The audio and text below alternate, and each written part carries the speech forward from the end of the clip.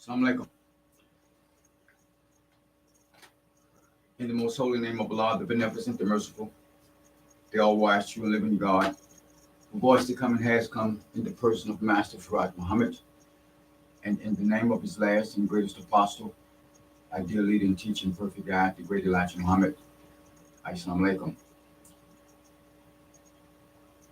My name is Jasir Khabir,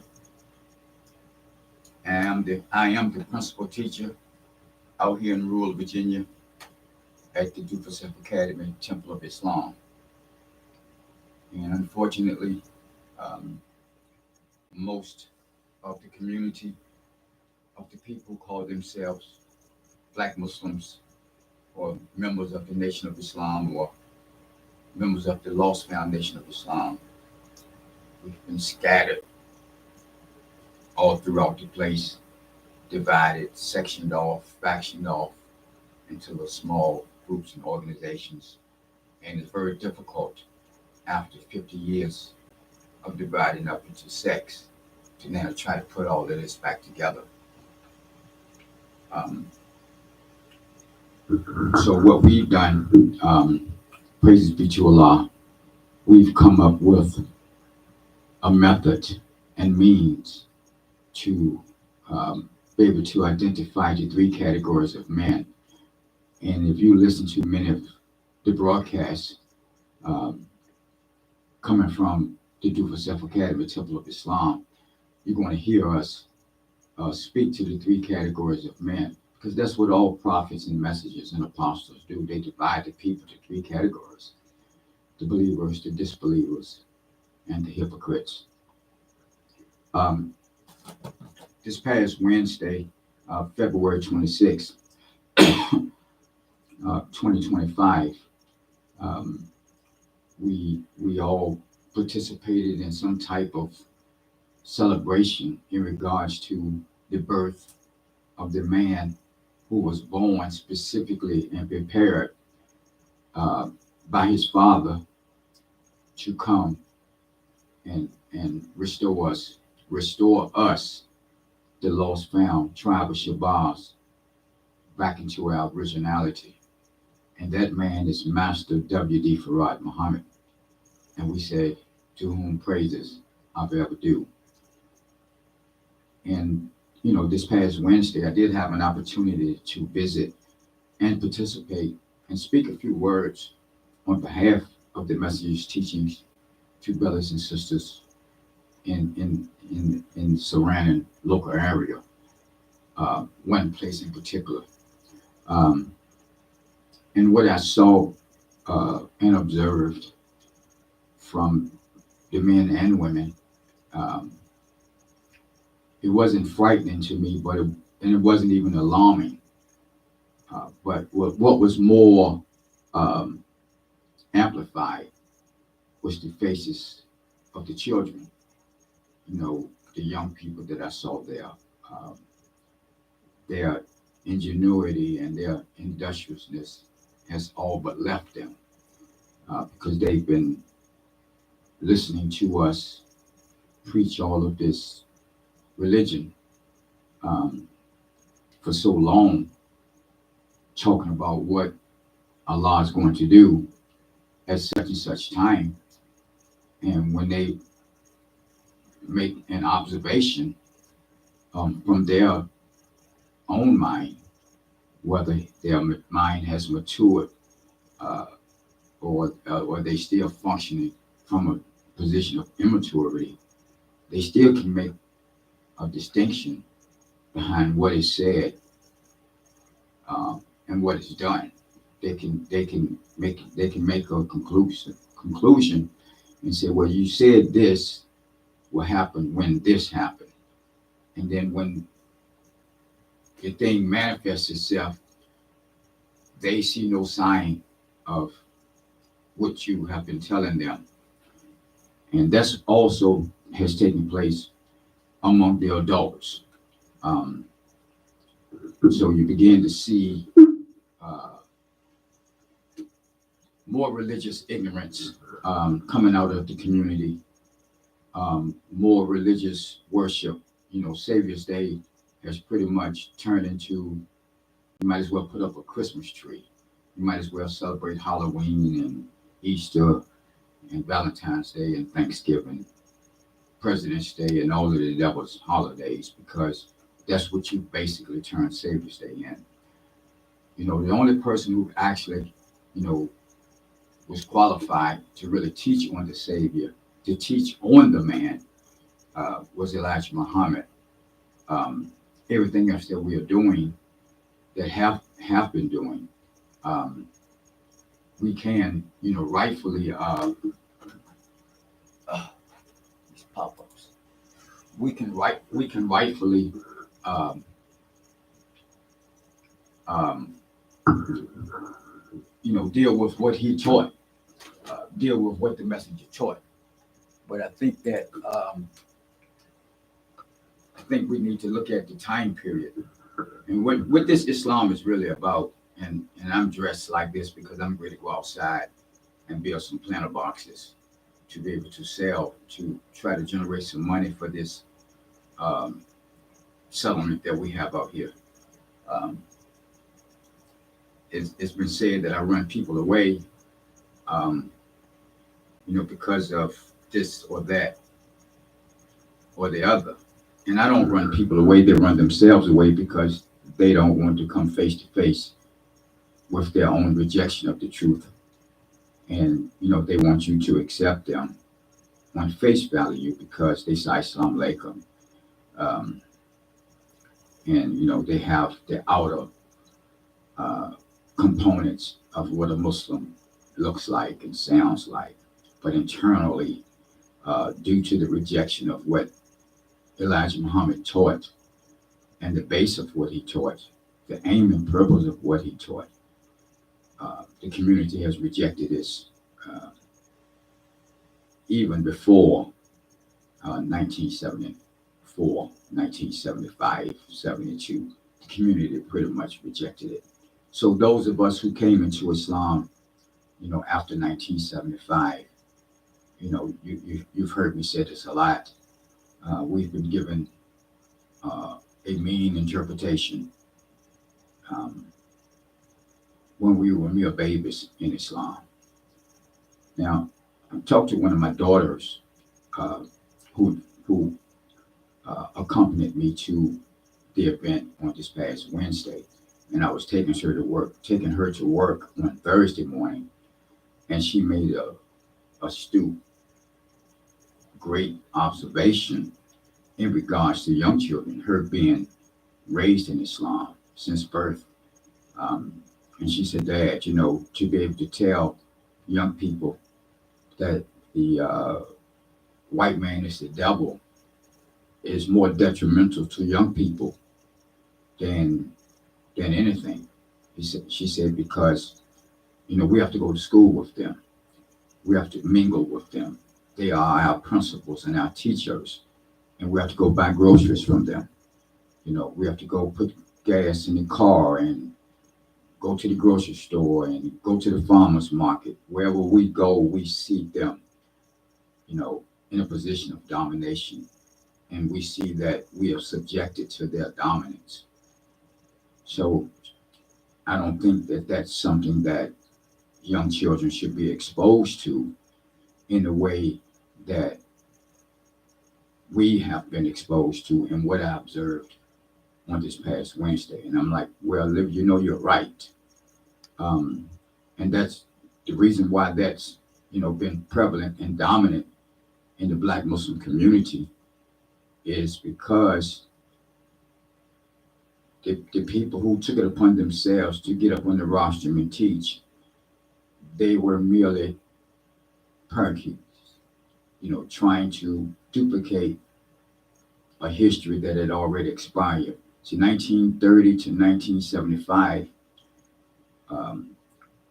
was a history, and once 75 pardon me, expired, then we were supposed to renew our history. And so we're going to get into some of that now. Then I'm going to go on outside and put this hammer and this saw and break down this wood. I'm building some planter boxes out of pallets. And I'm learning to build some sheds and things of that nature. So, yeah, so she said she's going to write a letter to the community, and I told her that she should. I'm going to read something from the Theology of Time by the Messenger. It's also in the description of what we're going to cover. This is taken from September 24th, 1972. September 24th, 1972. I might have been in the seventh grade, sixth or seventh grade at the time. I know I was in middle school, junior high school. And this is what he said, and you can go and listen to the Theology of Time for yourself. I'm reading it from the book. Sometimes I read the book because it's the next, but I prefer to listen to the actual audio because you can hear the messages, inflection, his voice tone. You can kind of pick up what he's dealing with in the audience and so on and so forth. And reading the book, though it gives you the words, it doesn't give you the essence of what he was up against and what he was doing in the time period and everything else. But I'm going to read this and do my best to unpack it. September 24th, 1972. Pardon me. He said, I am a messenger. I have a message to deliver to you from the Lord of the world. We need professional people to get going. I'm going to say this again. We need professional people to get going. Get going on what? To get going on building us a world of our own. We want a world of our own. We need professional people to get started with that world. I no longer want the world that I was born in. I want my own world. I don't want you to be so absorbed or immersed in the world that you can't get out of it to build you one of your own. Looking forward to the white man for everything that was conditioned in us when we were babies. This is why it's so hard to get you to do something for yourself. It is because you have always depended on the white man. You let him take care of self, and you did nothing but play like children. This thing must be stopped, and the only way to get it to stop is to stop it yourself. He said, we want you to know that the Islamic believers are now in for building a world of their own. I'm going to say this again. This is 1972. We want you to know that the Islamic believers are now in for building a world of their own. They are not satisfied with this world, and we are trying to build a world of our own. That's taken from the Theology of Time, September 24th, 1972. Now, on the coming of Master Farad Muhammad, what did he bring? Did he bring of course, he brought his physical person, which is important, but I think, as I've been saying for years, we seem to commingle or confuse. We're confused. Let me not say commingle. That might not be the proper term. We confuse his physical person with what he taught. I'm not saying you have to separate the two, but what I am saying is that for so long, you have become enamored with what he looked like and who his dad was and who his mom was. and Baby G, Alfonso, his sister, the first child was a girl, and they said, okay, well, we missed that time, we got to go back, and all of these, creature comforts of this divine wisdom, with the messenger, Elijah Muhammad, you got to be a damn fool to say that man is wrong.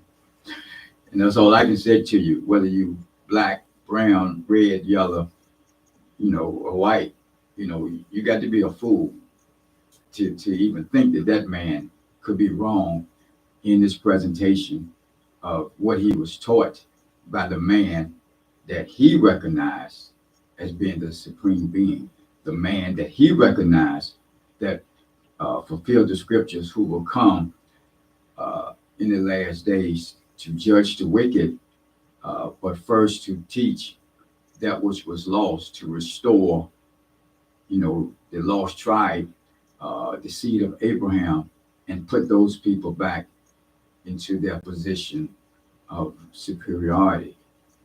He came at the end of the white race's dominance, and the white man was given a period of 6,000 years to rule, and they've gone over. And an extension was given to them, so we can get the truth. Now, in the 1974 Savior's Day, the messenger said, you can no longer blame them. He said, blame yourself. He said, blame yourself for putting that in them. Now, how do you accept the blame for making the devil? Well, some of you said, well, that wasn't us. Well, we weren't back there writing the Holy Quran Bible either. So you can't, make a distinction when it's time for you to accept the totality of what he taught. The fact of the matter is this: when he's talking about we, he's talking about the collective black family, the original black family throughout the entire 196,940,000 square miles. And he's given us past and present in a very perfect way, along with future being perfect. And what is taking place is that we are not able to understand time, past, present, and future. So we begin to speak baby language, and baby language is a punishment for that, for speaking baby language. So let me look at something in this book. This is Message to the Black Man.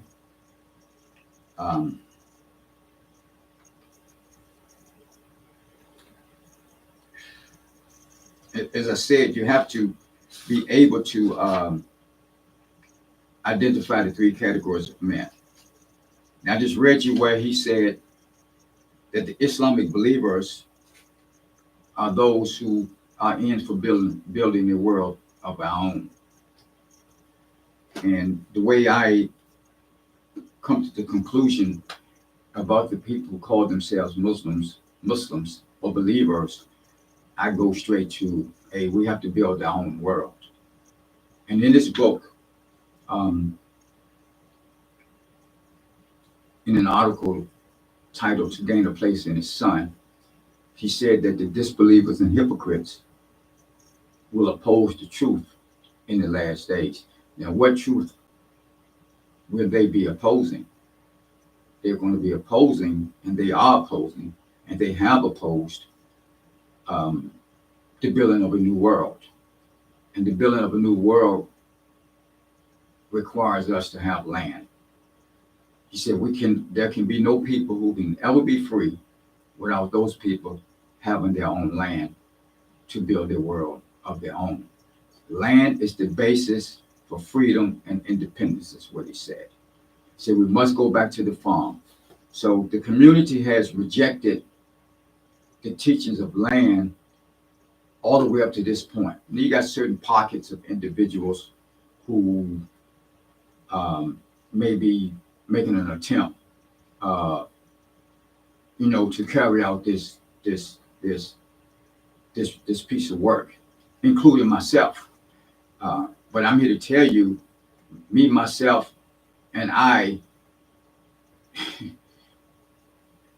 would never be able to get this accomplished. I wouldn't even get it off the ground, let alone see the final result. So what we're looking at is that now that I can't, up to this point, being able to keep people together to do this particular phase, now my responsibility is to point those people out who disbelieve and who turn hypocrite against this particular phase of Islam. When you reject separation to organization to build our own world, and you have to be taught and trained how to do this, especially after rejecting it for so long. After rejecting it for so long, you have to be taught and trained how to do it. Taught and trained by who? By me. You don't come here and try to teach and train me how to do this. I have to teach and train you how to do it because you have rejected it for so long. So the only thing you know what to do is, speak to your rituals and speak to your previous belief systems, and all of those belief systems that you have adopted, they only manifested disbelief in the true aim and purpose of us even getting this Islam, which is to build a new world of our own. So when you get an opportunity to confer with me, you want to enunciate what you think you know. And I'm not saying what you know is not the truth, but where you run out of road, where you go astray, is when this teaching of separation shows up. And you can find this in your prayer. Say, in the name of Allah, the beneficent, the merciful, all praise is due to Allah, the Lord of all the worlds. Say, guide me on the right path, the path of those upon whom thou hast bestowed thy favors, not the path of those upon whom thy wrath is brought down, nor the path of those who go astray after hearing thy teachings. Now, you go astray once the subject of separation comes up. That's when you begin to go astray. And I'm only identifying this process for those people coming way in the future, long after the groundhog start delivering my mail. That's provided that this technology, is still available to those people. I'm 65, thank Allah. I'm trying to see a C note, be the will of Allah. But if I don't wake up tomorrow or the day after, I'm good with my contribution to Islam. I'm good. And whatever extension of time that I can get, for me, a boy coming out of the projects of Richmond, Virginia, in the Jackson Ward area, the Gilpin Court projects, where, during the 60s and the 70s, and where those times were, turbulent and filled with violence and movements of white oppression versus, black suppression. And this man, Elijah Muhammad, he was getting it done, and he was there to wake our people up. So from what he accomplished, then there have been many movements, and a lot of these movements, instead of them joining on to the Nation of Islam, they would take a few words of what he taught and go start. So as a people, especially black men, we still, for the most part, and I only use the word we for proper handling because I'm not that kind of we. You're so easy to divide because you want to be the boss. You want to be the leader. You want it to be said that you are the originator of this thing. And you're not. Elijah Muhammad was a man, with an elementary education as far as the education of this world. And, third, fourth, fifth grade education, whatever his level of schooling that he was able to accomplish, he had to be a divine man to do what he did. He had to meet with, you know, a superior scientist to be able to, for 43 and one half years, to unpack this great message, which is really a mathematical, theological complex. And for him to be able to do that over a period of 40 years, 43 and one half years to be exact, is breathtaking. Number one, from his background, you know, born in Georgia, backwoods Georgia somewhere, and taking his family to migrate up to Detroit or Michigan, and working various jobs. I don't know what type of, you know, Negro he was. You know, I have some historical components or historical views of what has been written and some of the things that he said about himself. But you really don't know unless you saw him, unless you walked with him in that light and then had an opportunity to see his transformation.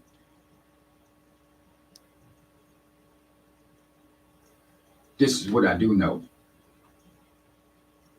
Elijah Muhammad didn't miss. Everything that he did, he hit the target right in the center. Not to the side, not above it, not up below it, but right in the center of the target. He did not miss. Um, but what is even more spellbinding to me sometimes is how he was so patient with Black people in America, how he was so loving and kind and endured so much hostility and self-hatred from his own people. And you saw that when he took flight um, from the Midwest and he was running on the run from hypocrites. And he wasn't on the run because he was a coward. Don't get that twisted now. He was on the run for his life because he had a mission. He was no coward. Um, and he found himself down in Washington, D.C., living with a brother by the name of Benjamin Mitchell, um, and his wife. That's a whole nother history. And, you know, he spent 7 years on the run. Then he spent another 5 years in the penitentiary for not registering with the war. And, you know, in the penitentiary, he built an army and he marched right back into the Midwest and he never ran again. The point in all of this, the messenger had to be something different. Because what he did was he went back into the Midwest to teach those same character strains of people who ran him out of the Midwest. But I don't think he forgave Black people for what they did. I think he intentionally, intellectually assassinated a lot of Black people. He had to, as a matter of fact. And in doing so, he didn't do it physically. Don't get me wrong. I say he did it intellectually. You know, Yaqub, he murdered a lot of men, women, and children physically. You know, and this God to come in the last days, Master Farad Muhammad, he was born out of the nature of both people, because when the time came for us to separate ourselves from the devil, we would forgive the devil, because that's the nature of us, very forgiving people, except for when they come to one another. So in the teachings of Master Farad Muhammad to his messenger are these intricacies of being able to identify the character strain, the characteristics of the people who we the original people don't want.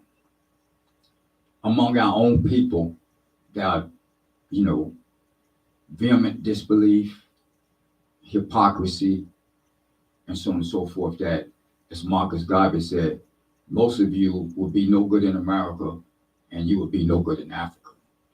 Um, and Mr. Garvey was a great man, by the way. Um,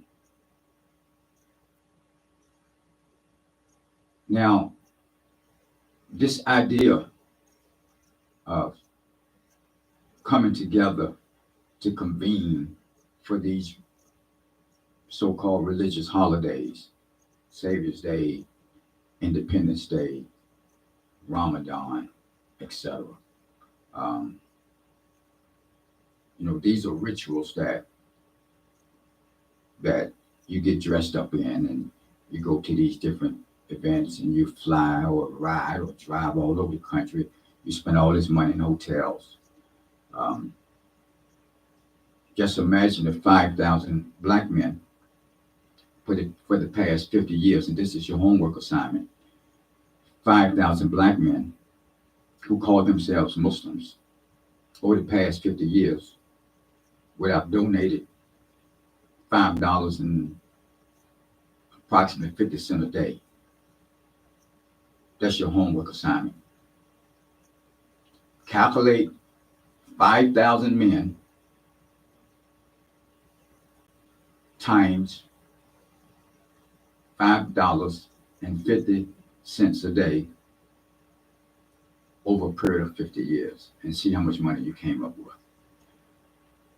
The problem is, you can find right there in problem 13, it says, after learning mathematics, which is Islam, and Islam is mathematics, it stands true.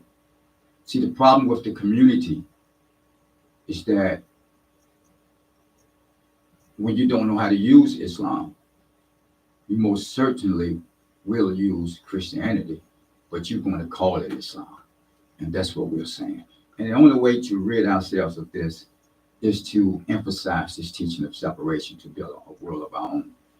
So the message says that the hypocrites and disbelievers would be against, what we're doing, what we're trying to get accomplished. So I don't spend a lot of time trying to unite with people. Unity is great. I spend a lot of time trying to identify you. And once I identify you, then that's final. Now we have that in our lesson, who is that mystery God? And in the messenger's answer, he gives us the toolkits. He gives us the tools to work out that lesson, that problem. We said that, there's not a mystery God, and that the Son of Man, they search for so-called mystery God for trillions of years. They came to an agreement. They came to a conclusion, and they stopped, waste no time searching for that does not exist. So as a scientist, you call yourself a believer or a Muslim. As a black Muslim scientist, we have to discover just who is causing us the trouble. And you can find this in The Making of Devil in the same book. And to you book readers, you're reading these books, but you're just as blind, deaf, and dumb. You don't know how to comprehend and analyze the truth. And that's because, number one, you have rejected the truth. And number two, you never apply the truth to yourself.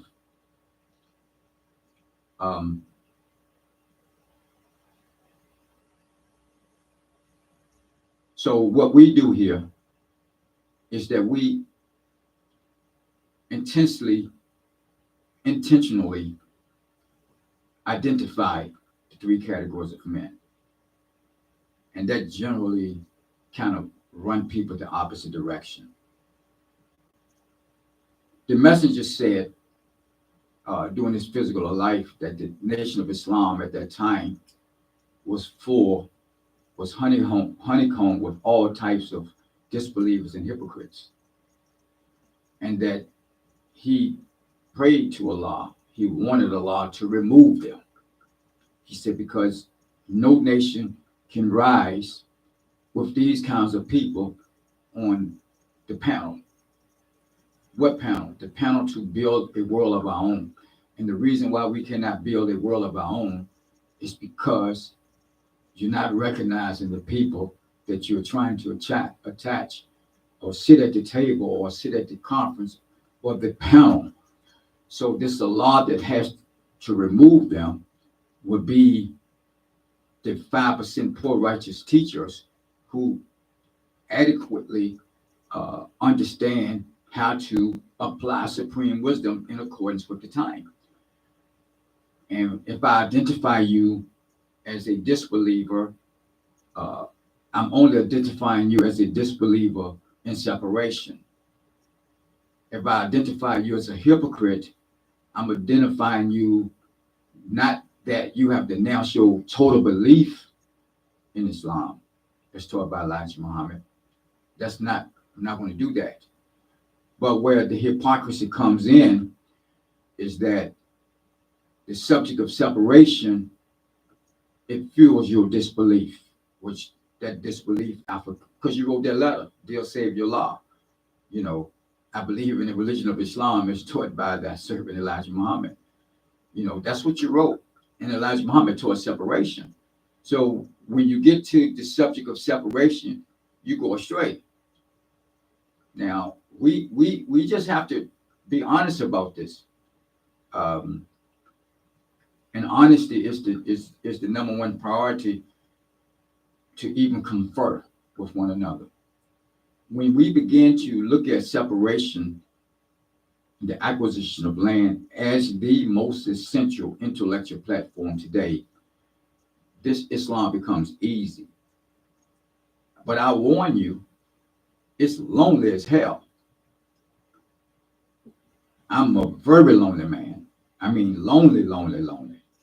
But I'd rather be lonely in this state than to be surrounded by sharks and snakes and people who have ill intentions in regards to what it is we're supposed to be doing. So instead of trying to unite with this character strain, I'm here to point you out. I'm here to bring you before the altar of justice and manifest your total disbelief in what Elijah Muhammad taught in regards to separation.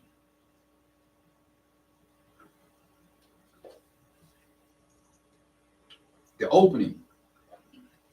Now, you heard me cover this in about going astray. And this is taken from page 150 of the same book.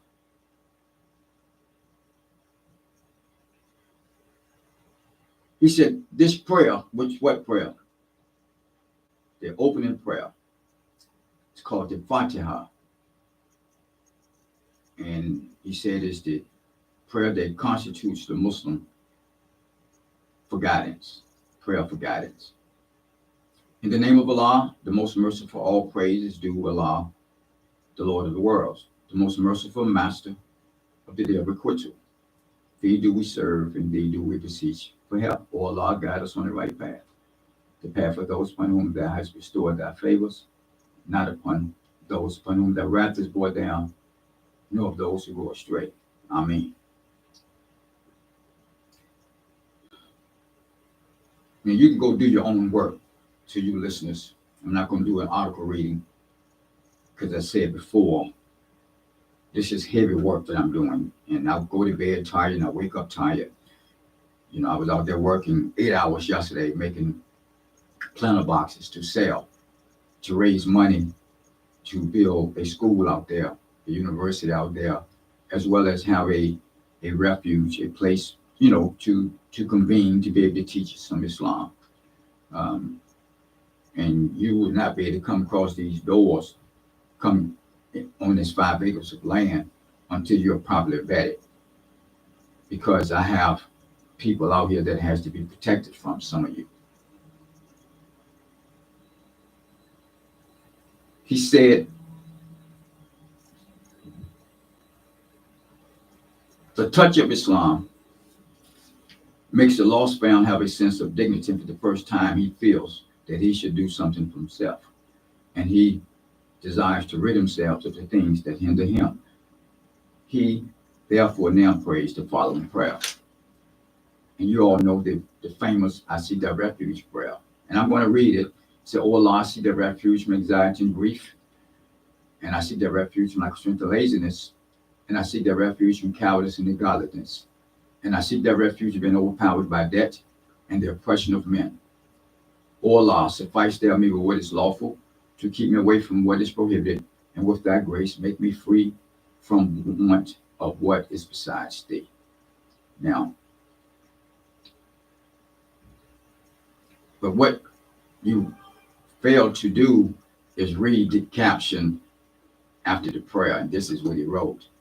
He said, "We, comma, the lost founds, comma, should repeat the above prayer 7 times a day, for it sums up our greatest hindrance to freedom and self-independence. We must get away from the idea of depending on others to do for us that we can do for self. Fear, cowardice, and laziness are our greatest enemies. We are brave enough to fight to preserve the white race's independence, but not brave for self and kind. Shake such shackles off and face the consequences like men, and we all will be free." Now, if I say that you are honeycombed with fear, cowardice, and laziness, I'm only speaking to what he taught. And this fear, cowardice, and laziness shows up when it's time for us to be free and independent. In order to be free and independent, we have to buy some land. We got to organize ourselves, and we have to build a world of our own. How that man was able to drop nuggets and pearls of wisdom in regards to the teaching of separation and land acquisition to build a world of our own. I mean, you can go with 98, 99% of what he taught and what he said and what he wrote, his lectures and speeches and so on and so forth. You're going to find how important separation really is. He was a master of the English language. I'm going to bring this to a close. This is never taught a true knowledge of God. Never taught a true knowledge of God. Never taught a true knowledge of God. Taken from Our Savior Has Arrived, page 20. We covered some of this Wednesday. He said that the truth comes to us at the end of the Caucasian world. You know, who brought the truth? It's Master Fard Muhammad. He didn't just say the man came to us. He said the truth came to us. And he's going to get into being able to identify the man also here. He said the truth comes to us at the end of the Caucasian world. The end has come, and Allah has also come to make manifest His hidden truth to us, the black nation of the earth, and first to the lost members of their nation. He said the so-called Negro's problem of getting the truth is very hard, but the hardest problem to solve is to getting them to believe it after getting it in their ears. This is due to their being brought up solely under the teachings of their enemies. Now, what is this teaching that gets you hard to believe after getting the truth in your ears? The teaching of separation. That's hard to get you to believe in that. I mean, it's damn near impossible. In my years of taking the forefront to really teach on this subject, which hasn't been that long, it's been about 15, 16, 17 years. But prior to that, I was still strung up in somebody's interpretation myself. So I'm speaking from experience. I know what your problem is. The problem is you were given an interpretation by the people who were there to teach you when you were first introduced to Islam as a baby. And you need to go back and confront those people, and that's whether they're living or whether they're dead, because that's what I did. I confronted all their asses, you know, and some of them are dead physically, uh, and some of them, are dead mentally. I mean, you can see the retardation on their faces when I see them. Um, and some of the ones that are dead physically, I certainly would like to take, my 12 gauge shotgun and go to the cemetery and shoot some shotgun shells in it and make sure their asses are still dead, and because it angers me that you would take such a great teaching and bastardize it and lie to people um, for no reason other than your own envy, jealousy. And some of them were actually envious and jealous of the messenger. They thought they could outdo the messenger. And some people are like that right today, think they can outdo the messenger. Um, some people rise up and think they are more intelligent than the savior. You know, we just are messed up people, and we just got messed up. We can't put all this on the white man now. As I was sharing with the brothers and sisters on Wednesday, you know, um, why did God make devil? What is devil? To make devil, what must you do first? Tell us how and what the devil is made. You start going into these lessons, you know, um, is it possible for us to not fall victim to the devil civilization if we don't build one of our own? No, we don't build a civilization of our own. We're going to continue to fall victim to the civilization of the devil. And that's what the sister was saying to me on Thursday. My middle daughter, without a civilization of our own, just teaching young people the white man is the devil, um, you're going to do them more harm than you're going to do them good. It's not that the white man isn't the devil. Of course he's the devil. But then you got to go into why he was made, who made him, for what purpose. And, you got to do all of that kind of work. You have to do that kind of work, especially post 1975.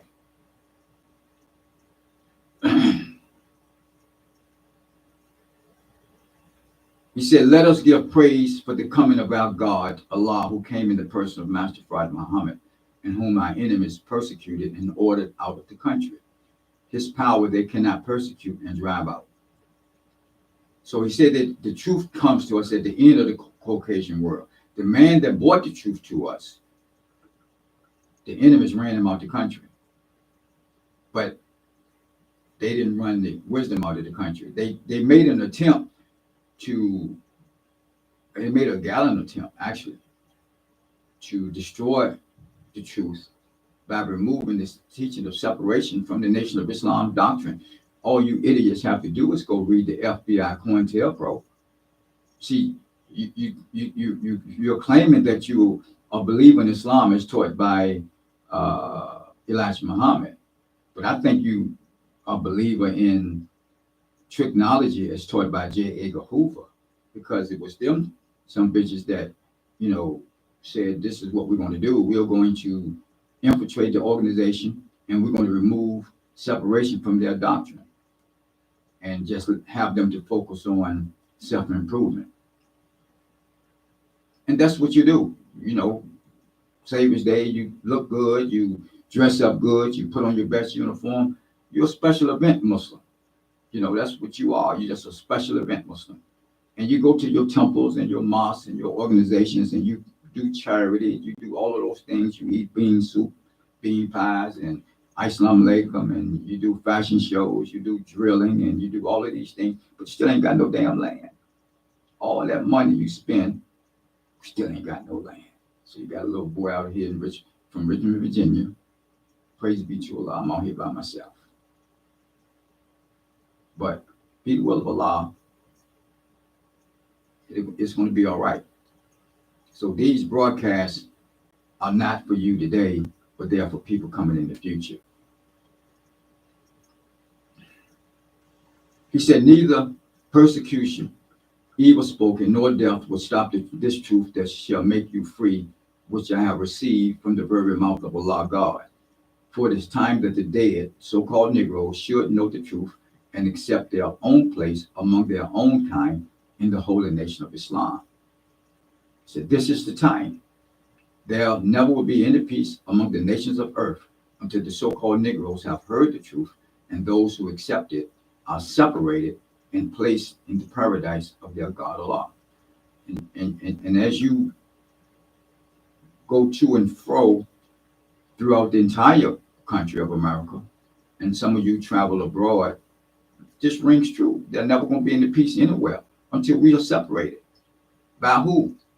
By Allah. Who is this Allah going to do it? You think Master Prophet Muhammad going to come back and knock on everybody's door and say, okay, it's time to go? That's Christianity. You're a damn Christian if you believe that. And he's going to get into it. He said that the so-called Negroes, the so-called American Negroes, with their God Allah, shall become the universal rulers. Believe it or not, they can do it now if they will quit this slavery religion called Christianity. I'm going to say this again. If you believe that Master Prophet Muhammad and the messenger both are on a wheel somewhere and they're going to come back and take us somewhere, I say you're a Christian having a Muslim seizure.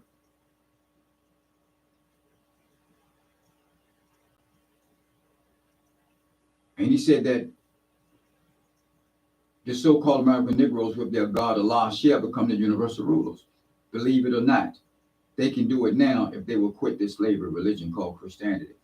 Now, when I asked the brothers and sisters, have we become the universal rulers? They all agreed, no, we haven't. But then I asked them why. There was only one person who got it correct, and that was a sister. And she said, because we haven't dropped the white man's religion called Christianity. And I said, sister, can you stand up and answer that again? And she said, because we have not dropped the white racist religion called Christianity. So I'm going to get this actual fact board and shut this down.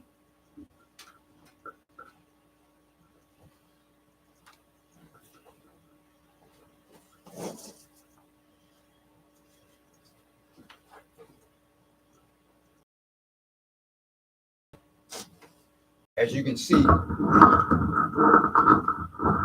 this board right here, it's called the actual fact board. And you've heard me or observed me teaching on it many times. The question is asked, which one will survive the war of Armageddon?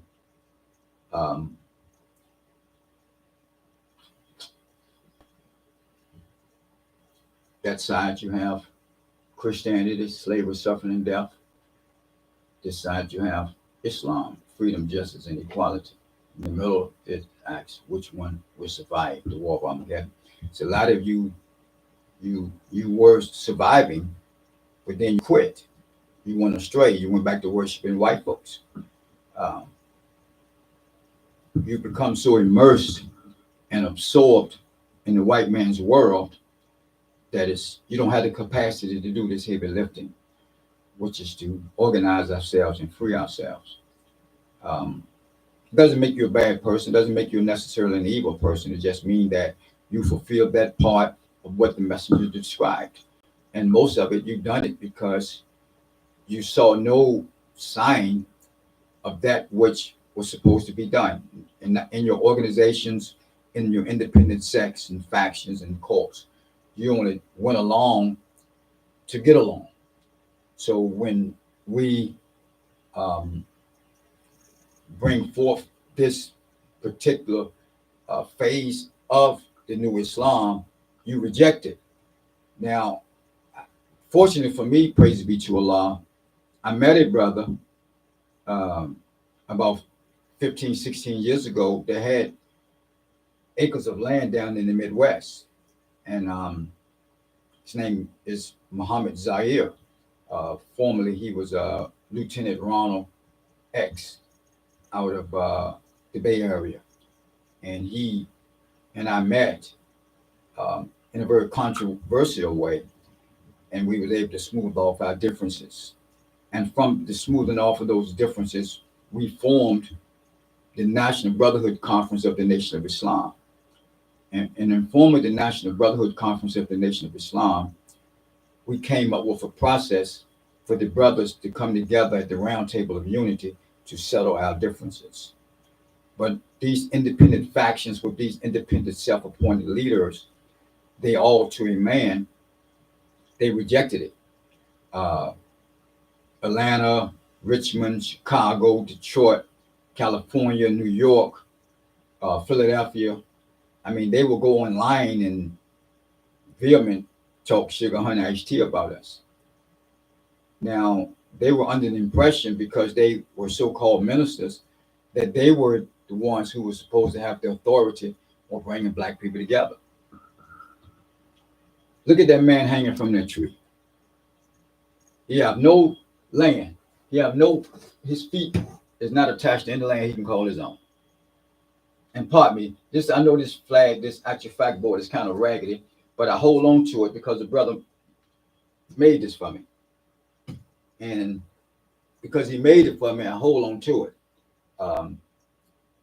And it does need to be updated, but somebody give you a gift like that, no matter what type of shape it in, I try to do my best. And I'm just like that. I don't like to throw stuff away that people give me. But you can see that man hanging from the tree. His feet is not attached to the land.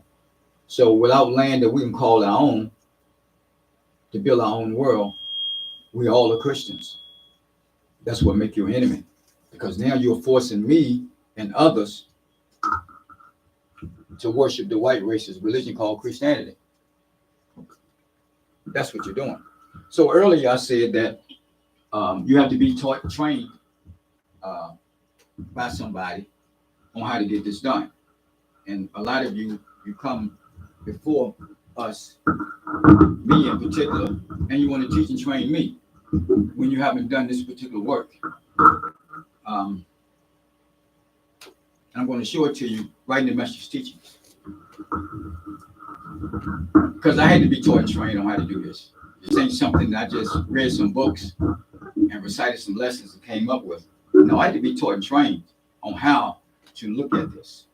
And most of it I found in the messenger's answers to the questions that was asked of him by the God who raised him up. And I was observing this past Wednesday, the brothers arguing over prayer, whether we stand in prayer, whether we sister show with a prayer rug that somebody made, all kind of dumb, stupid shit, man. I was like, y'all gonna die. And you know, I felt, you know, a little crazy myself even being in that environment, but I went anyway. Just like those scientists who search for that does not exist. And then they came to the conclusion, this dog ain't gonna hunt. And that's the conclusion that I made this past week. So I'm officially have concluded my work with this group of people here. I'm always going to be open to dialogue and to confer with new people, or people who have been around this teaching for 5, 10, 15, 20, 25, 30, 35, 40, 50, 60 years. I have no interest in none of you. I don't. Because all you're going to do is you're going to come and argue with me. You're going to want to come and debate with me. And all I want you to do is, hey, man, let's get some land. You know, can we just get some land? Can we just put some money together to go buy some land? But that's not what you want to do. You want to argue and fight. This is taken from an article titled Separation, Independence from page 203. Now, Al Sharpton and these other handkerchief-head civil rights Negroes, from I understand, they would call for a boycott of some of these stores that's operated and owned by the white race. You know, and I said it's the dumbest thing that you can participate in, because after a couple of days, you still got to go back to those stores because you don't have none of your own. Y'all just like clowns.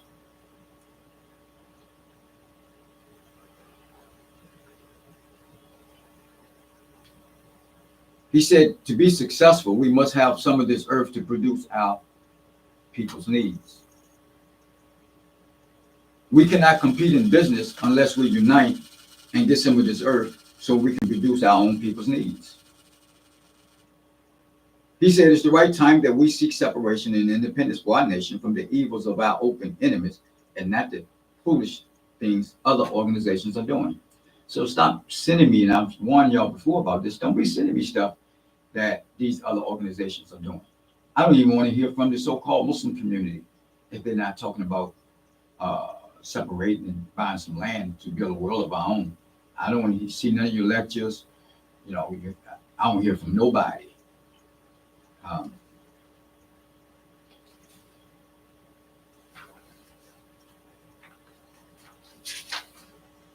They want our people integrated into our open enemies to be destroyed. So when Al Sharpton called for a boycott, he's basically, manufacturing or remanufacturing this subject of integration to be destroyed. So he's begging white folks to destroy us, to destroy you. He said that they seek, who are they? These other organizations.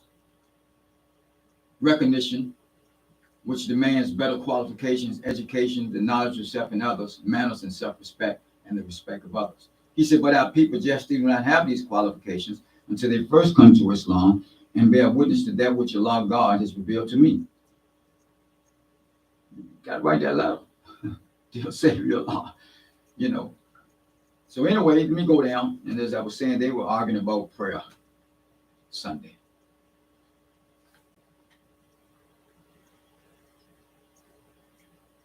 He said, firstly, some of this earth that we can call our own. Without some of this earth that we can call our own, we cannot hope to even become a free nation out of the nation of the slave master.